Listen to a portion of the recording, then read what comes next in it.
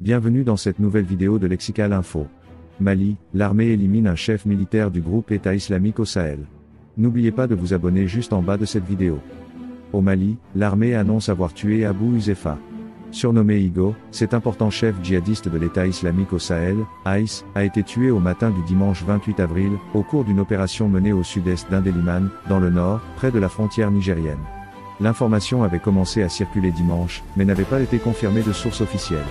Pour l'armée malienne et ses supplétifs russes de Wagner, cette élimination est un incontestable succès. Du groupe État islamique au Sahel, dans la zone des trois frontières Mali-Niger-Burkina. Son principal fait d'armes ? Celui d'avoir pris part à l'attaque de Tongo Tongo, en 2017, au Niger, au cours de laquelle 4 soldats américains des forces spéciales et 4 soldats nigériens avaient été tués. Sur l'une des rares photos de lui en circulation, il pose d'ailleurs avec une arme volée aux soldats américains lors de cette attaque.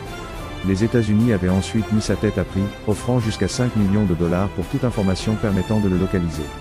Pourvu d'une notable très longue barbe, surnommé Igo ou Igo el-Maghribi, Abou Huzaifa était vraisemblablement d'origine sahraoui, selon plusieurs spécialistes, comme son ancien chef Adnan Abou Walid al-Sahraoui, émir de la branche sahélienne de l'organisation État islamique, tué en août 2021 par l'armée française. La mort et la terreur, voilà à quoi les populations associent son nom, témoigne Moussa Eg Acharatouman, chef communautaire Touareg d'Aoussak, de la région de Ménaka où Igo et ses hommes étaient actifs. Également chef du mouvement pour le salut de l'Azawad, MSA, groupe armé local allié des forces maliennes et membre du Conseil national de transition, Moussa Eg Acharatouman a été le premier à annoncer la mort d'Abou Huzaifa, dès dimanche, sur les réseaux sociaux, avant que l'armée ne la confirme officiellement.